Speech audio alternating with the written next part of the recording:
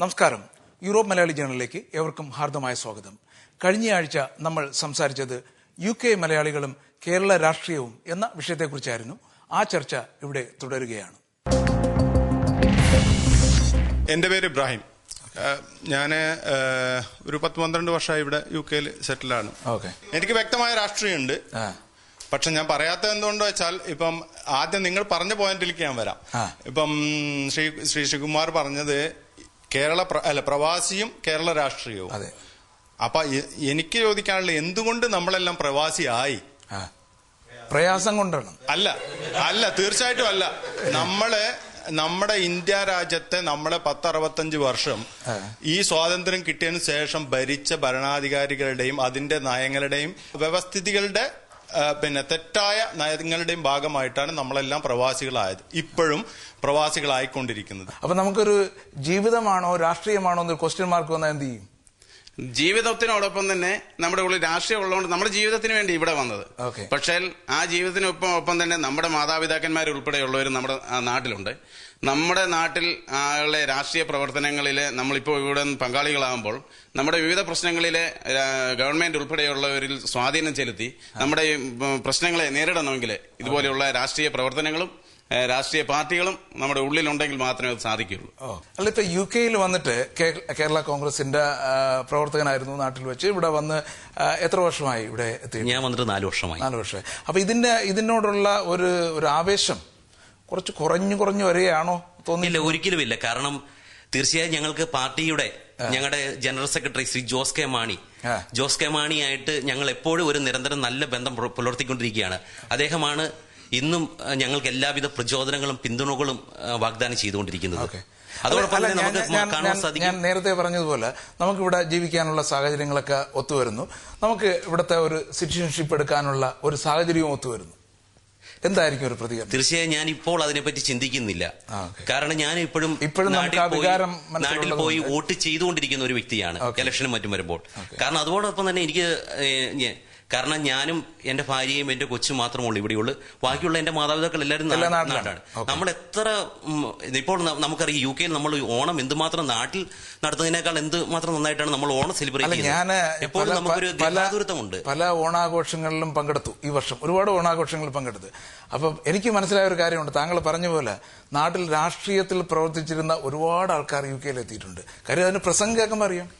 ഓണാഘോഷങ്ങളിൽ നടക്കുന്ന പ്രസംഗം കേൾക്കുമ്പോൾ അറിയാം ഇത് രാഷ്ട്രീയ പാരമ്പര്യമുള്ള ആൾക്കാരുടെ പ്രസംഗമാണെന്ന്, ഇല്ലേ?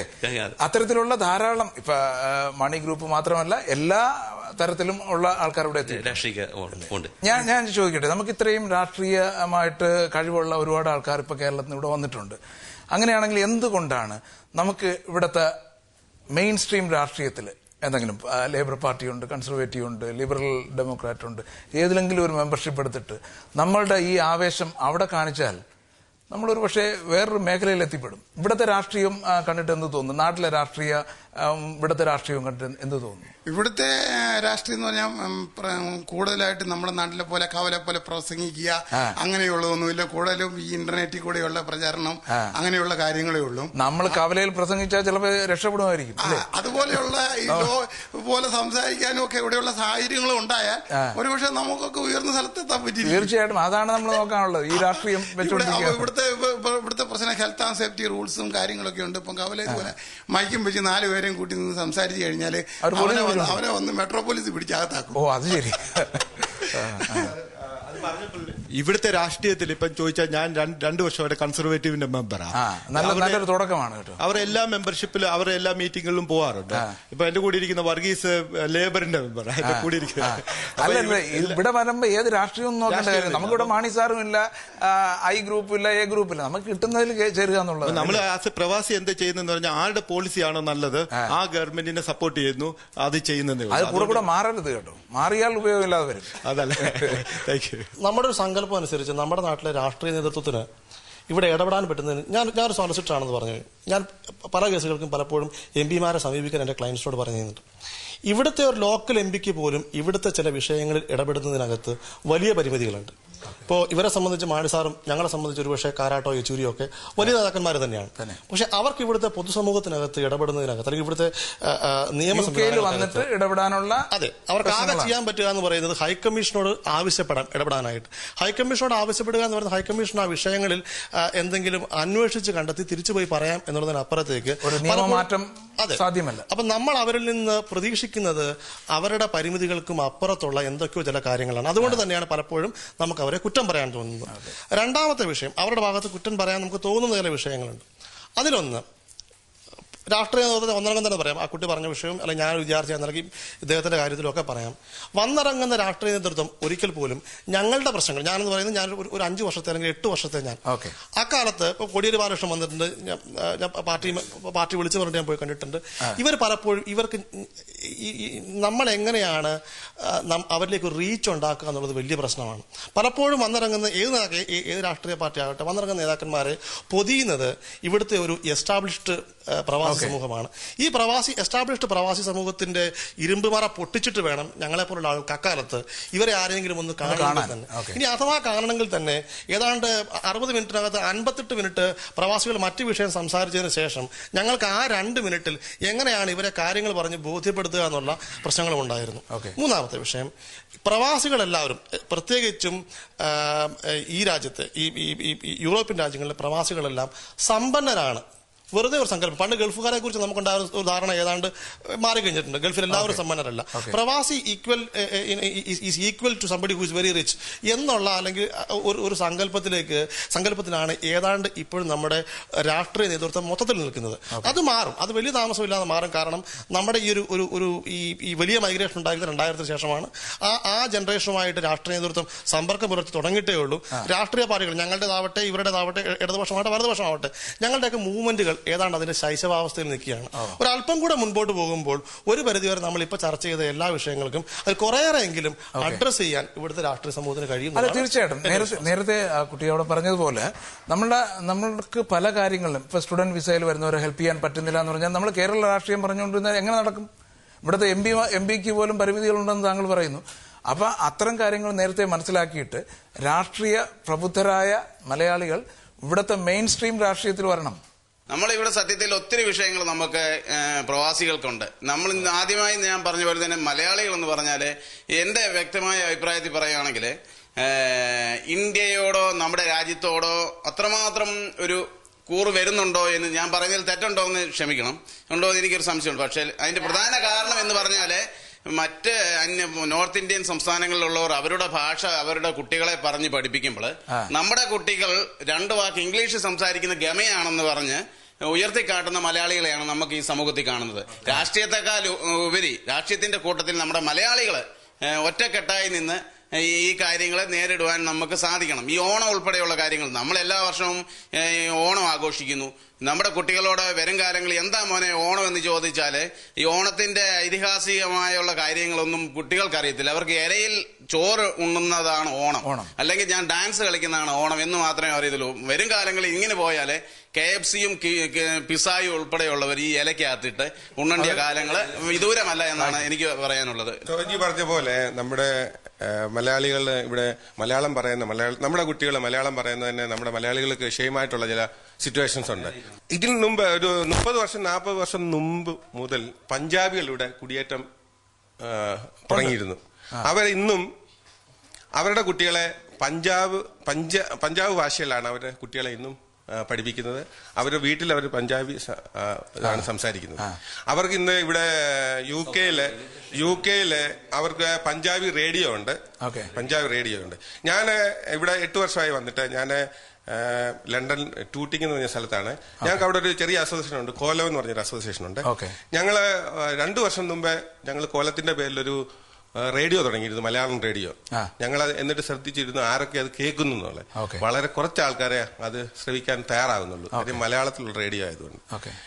എന്ന് പറഞ്ഞ പോലെ നമ്മുടെ ആൾക്കാർ അല്ലെ നമ്മുടെ കുട്ടികളെ നമ്മളെ ഇംഗ്ലീഷിലോട്ടാണ് കൂടുതൽ തള്ളിവിടുന്നത്. അവർ ഇംഗ്ലീഷിലോട്ട് വന്നാൽ മാത്രമേ അവർക്ക് അല്ല, നമ്മൾ മനസ്സിലാക്കാതെ പോകുന്നൊരു കാര്യമുണ്ട്. ഈ ഇവിടെ ജനിച്ചു വളർന്ന കുട്ടികൾക്ക് നമ്മൾ ഇംഗ്ലീഷിൽ തള്ളേണ്ട കാര്യമൊന്നുമില്ല. അവർ ഇംഗ്ലീഷ് ഏതായാലും പഠിച്ചോളൂ. അത് ആവശ്യമില്ലാത്തൊരു അറിയാണ്. നമ്മൾ അവരെ പഠിപ്പിക്കേണ്ടത് മലയാളമാണ്. അപ്പം ഞാൻ പറയുന്നത് മെയിൻ സ്ട്രീം രാഷ്ട്രീയം ത്തിലോട്ട് നമ്മുടെ ആൾക്കാർ കൂടുതൽ ഇറങ്ങണം. അതുപോലെ പഞ്ചാബിന്റെ MP-മാരുണ്ട് ഇവിടെ. അവര് ഇന്ത്യയിൽ നിന്ന് വന്നിട്ട് കുടിയേറിയിട്ട് ഇവിടത്തെ ഞാൻ പറഞ്ഞത് എന്തുകൊണ്ട് അവരെക്കാൾ എത്രത്തോളം പ്രബുദ്ധരായ രാഷ്ട്രീയ പ്രവർത്തകരാണ് നമ്മളിവിടെ വന്നിരിക്കുന്നത്. മറ്റൊരു കമ്മ്യൂണിറ്റിക്കും കിട്ടാത്ത ബാർഗെയിനിങ് പവർ ആവാനുള്ള ഒരു കഴിവ് മലയാളിക്കുണ്ട്. കാരണം എവിടെയൊക്കെ ഒരു NHS ഉണ്ടോ, എവിടെയൊക്കെ ഒരു നഴ്സിംഗ് ഹോം ഉണ്ടോ, അവിടെ ഒരു മലയാളി കമ്മ്യൂണിറ്റി ഉണ്ട്. ഒരുപക്ഷെ എനിക്ക് തോന്നുന്നില്ല UK ഇത്രയേറെ സ്കാറ്റേർഡ് ആയി കിടക്കുന്ന ഒരു കമ്മ്യൂണിറ്റി ചിലപ്പോ ഒരു പക്ഷേ നമ്മളോളം പിടിച്ചിരിക്കാൻ പറ്റുന്ന ഒരു സംഘടനയുമില്ല. പഞ്ചാബികളൊക്കെ സൗത്ത് വഴി ക്ലസ്റ്റർ ആയി നിൽക്കുന്നു, അതുപോലെ തന്നെ തമിഴര് ഇവിടെ ക്ലസ്റ്റർ ആയി നിൽക്കുന്നു, അല്ലെങ്കിൽ എവിടെയെങ്കിലും പെട്രോൾ 4-5 പേരുള്ളൂ. എല്ലായിടത്തും എല്ലാ പോക്കറ്റുകളിലും ഏതാണ്ട് എല്ലാ പഞ്ചായത്തിലും മാർക്സ് പാർട്ടിക്ക് മെമ്പർഷിപ്പ് ഉണ്ടെന്ന് പറയുന്നത് പോലെ UK എല്ലാ പ്രദേശങ്ങളിലും ഒരു കെയർ ഹോം ഉണ്ടാവും, അല്ലെങ്കിൽ ഒരു NHS ഉണ്ടാവും, അവിടെ മലയാളികളുണ്ടാവും. എന്തുകൊണ്ട് നമുക്ക് രണ്ട് രീതിയിൽ രാഷ്ട്രീയത്തിൽ ഇടപെടാൻ പറ്റും, ഇവിടുത്തെ പൊതു രാഷ്ട്രീയത്തിൽ ഇടപെടാൻ പറ്റും.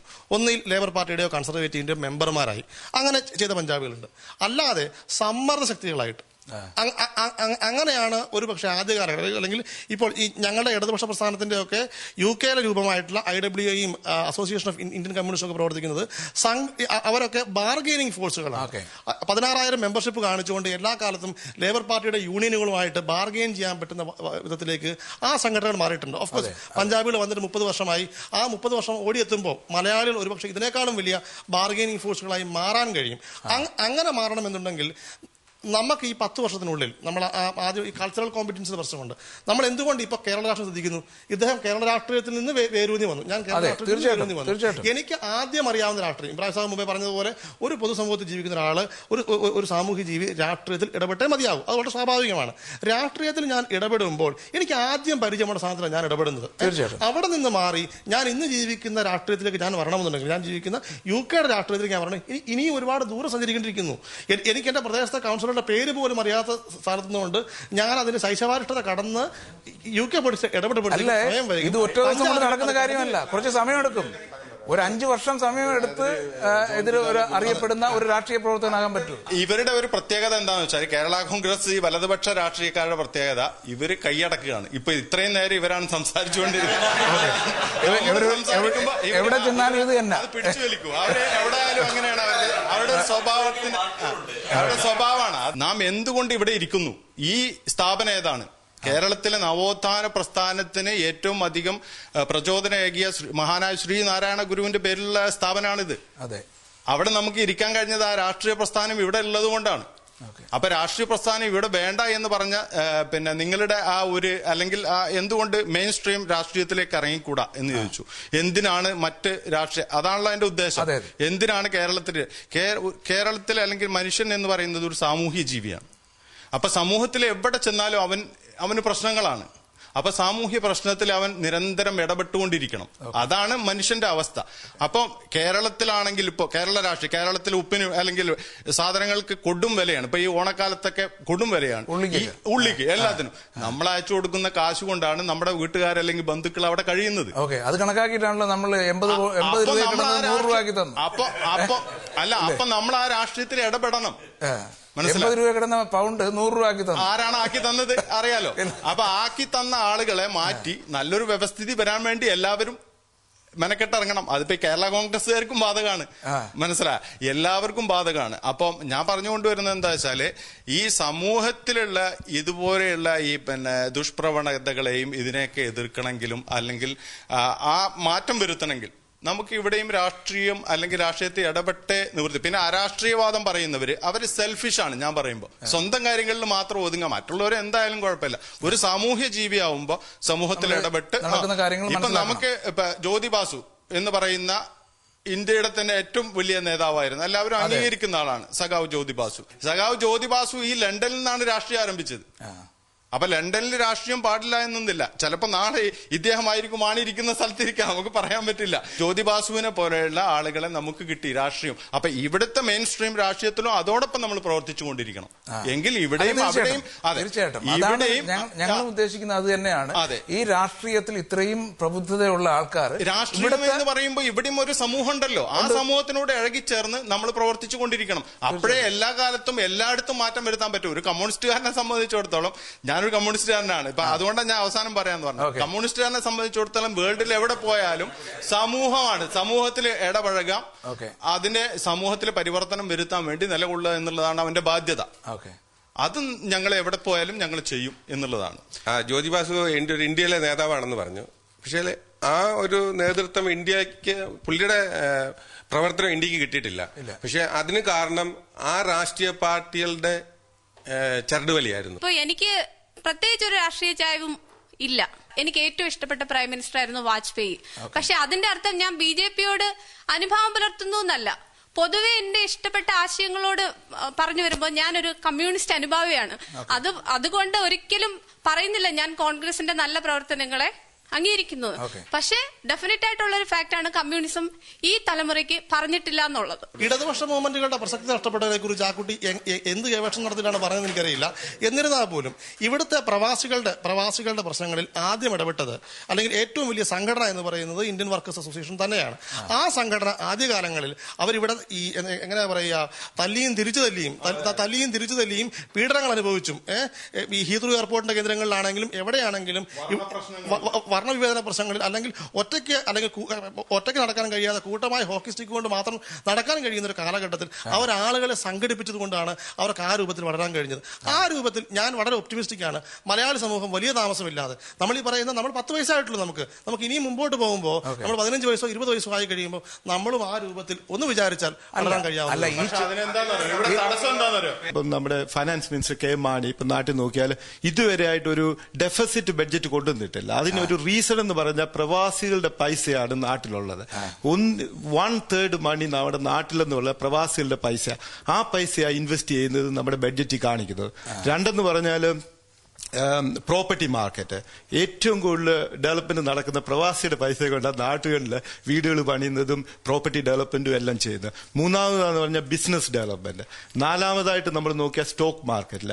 അപ്പം ഈ പല കാര്യങ്ങളും നമ്മൾ നോക്കിയാൽ കേരളത്തിൽ നടക്കുന്ന എല്ലാ സമ്പദ് വികസനങ്ങളുടെയും പുറകില് പ്രവാസികളാണ്. പ്രവാസികൾ ഇവിടെ കഷ്ടപ്പെട്ടുണ്ടാക്കുന്ന പൈസ കൊണ്ടാണ് നാട്ടിൽ ബഡ്ജറ്റ് എടുക്കുന്നത്. അതുകൊണ്ട് തന്നെയാണ് കേരള കോൺഗ്രസ് എന്ന് പറഞ്ഞ UK യൂണിയന് നമുക്കുള്ള ഏറ്റവും വലിയൊരു കുഴപ്പമെന്ന് പറഞ്ഞാൽ നമുക്ക് നാട്ടിലൊരു പ്രാതിനിധ്യമില്ല.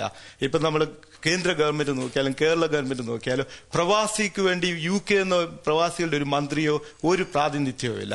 അതുകൊണ്ട് തന്നെ ഞങ്ങൾ നോക്കുമ്പോൾ കേരള കോൺഗ്രസ് UK ആയിട്ട് ഒരു ചെറിയ രീതിയിലെങ്കിലും പ്രവാസികൾക്ക് വേണ്ടി, കേരളത്തിന് വേണ്ടിയുള്ള പ്രവാസികൾക്ക് വേണ്ടി ഒരു ചെറിയ രീതിയിലെങ്കിലും കേരളത്തില് നമുക്കൊരു പോളിസി മേക്കിങ്ങിൽ നമുക്കൊരു ചെറിയ സ്വാധീനം ചെലുത്താൻ കഴിയുമെങ്കിൽ, അല്ല അങ്ങനെയാണെങ്കിൽ ആദ്യം സ്വാധീനം ചെലുത്താൻ സാധ്യതയുള്ള മേഖല എന്ന് വെച്ചാൽ മിഡിൽ ഈസ്റ്റിലുള്ള ആൾക്കാർക്കാണ്.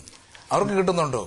അവരുടെ പ്രശ്നങ്ങളാണല്ലോ പലപ്പോഴും ന്യൂസിൽ കേൾക്കുമ്പോൾ നമ്മൾ കേൾക്കുന്നവർക്ക് യാത്രാ സൗകര്യം കിട്ടുന്നില്ല, മറ്റ് കിട്ടുന്ന അവകാശങ്ങളൊന്നും കിട്ടുന്നില്ല എന്ന് പറയുന്നത്. നമ്മൾ അതിന്റെ ബാക്കിലേ വരത്തുള്ളൂ. ഏതായാലും നമുക്ക് പല കാര്യങ്ങൾ ചെയ്യാം. ഇപ്പം ഇവിടുന്നാണ് നമുക്ക് ഡയറക്റ്റ് കൊച്ചിയിലോട്ടോ ട്രിവാൻഡ്രത്തോട്ടോ ഒരു ഫ്ലൈറ്റ് സർവീസ് ഇല്ല.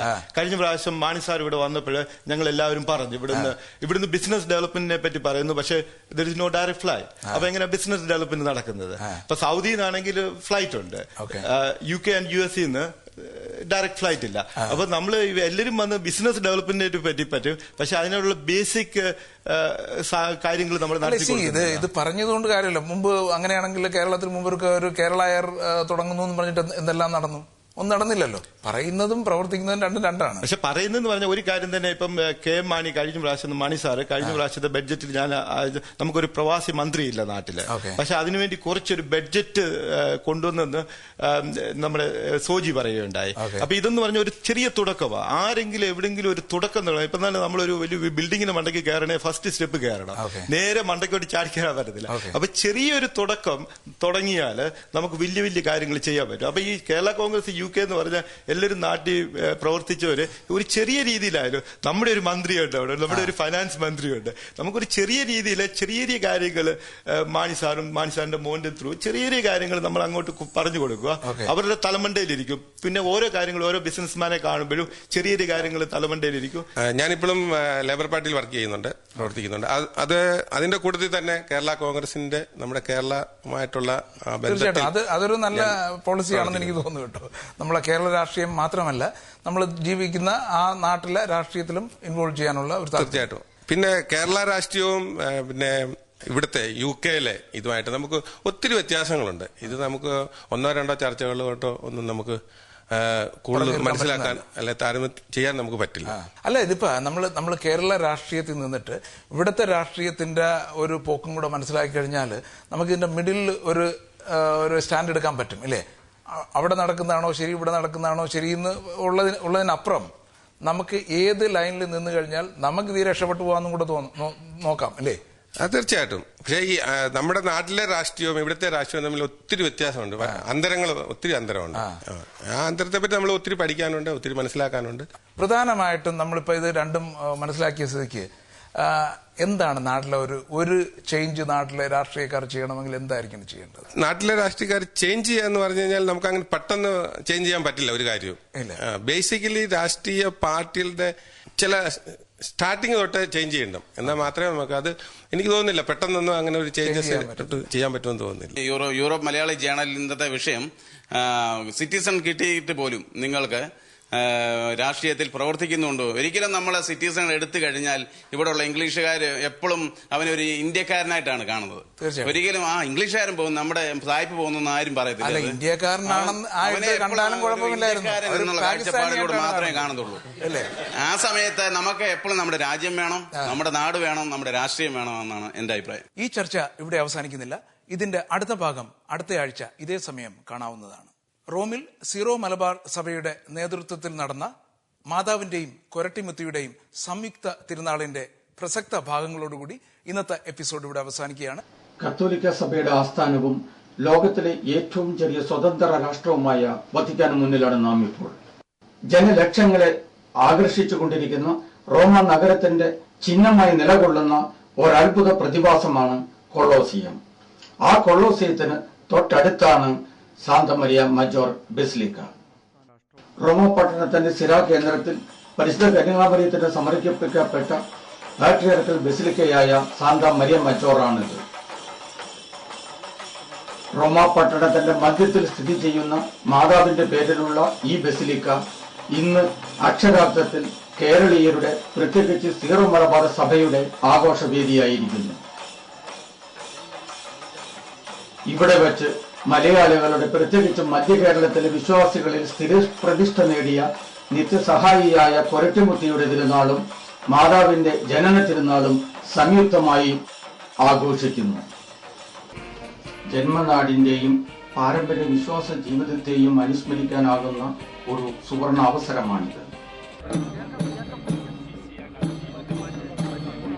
അത്യനിർഭരമായ ഈ ചടങ്ങിൽ മുഖ്യ അതിഥിയായി എത്തിയ മാർപ്പാപ്പായുടെ വികാരി ജനറൽ അത്യുന്നത കർദിനാൾ മാർ അഗസ്തീനോ വല്ലീനിയെ ഭക്തജനങ്ങളും നിരവധി വൈദികരും മെത്രാന്മാരും ചേർന്ന് ഹാർദവുമായി സ്വീകരിച്ചു.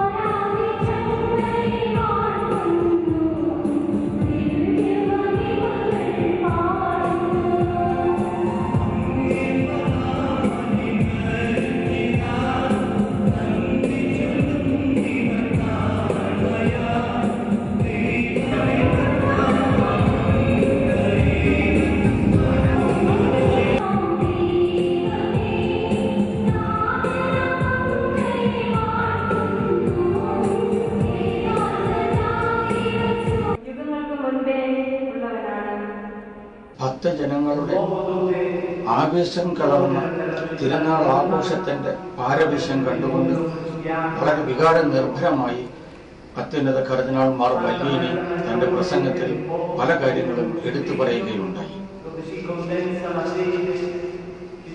പ്രായം ചെന്നവരെ ആശ്വസിപ്പിച്ചുകൊണ്ട്, രോഗികളെ ശുശ്രൂഷിച്ചുകൊണ്ട്, അവശരെ സഹായിച്ചുകൊണ്ട്, വീടുകൾ സംരക്ഷിച്ചുകൊണ്ട് സേവനം ചെയ്യുന്ന നിങ്ങൾ യഥാർത്ഥത്തിൽ പരമ്പരാഗതമായ വിശ്വാസം സംരക്ഷിച്ചുകൊണ്ട് ക്രൈസ്തവ സാക്ഷ്യം നൽകുന്നുവെന്ന് പരിശുദ്ധ പിതാവിന്റെ വികാരി ജനറൽ ആയ അത്യുന്നത കർദിനാൾ അത്യധികം ആവേശത്തോടുകൂടി പറയുകയുണ്ടായി.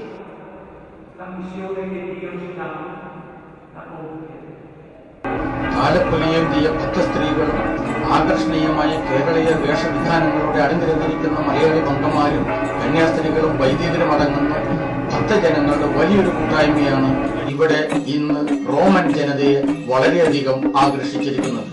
ഈ കാഴ്ച ഇറ്റാലിയൻ മാധ്യമങ്ങളിലൂടെ പകർത്തുന്നതിന് വേണ്ടി ഓടിയെത്തിയിരിക്കുന്ന മാധ്യമങ്ങളും ഇവിടെ വളരെയേറെ ശ്രദ്ധിക്കപ്പെട്ടു. തീർച്ചയായും വത്തിക്കാന് മൂക്കിനു താഴെയുള്ള ഇറ്റാലിയൻ ജനസമൂഹത്തിന് ഇവിടുത്തെ കേരള സഭാ മക്കൾ നൽകുന്ന വലിയൊരു സാക്ഷ്യമാണ് ഇന്നിവിടെ ദൃശ്യമാകുന്നത്.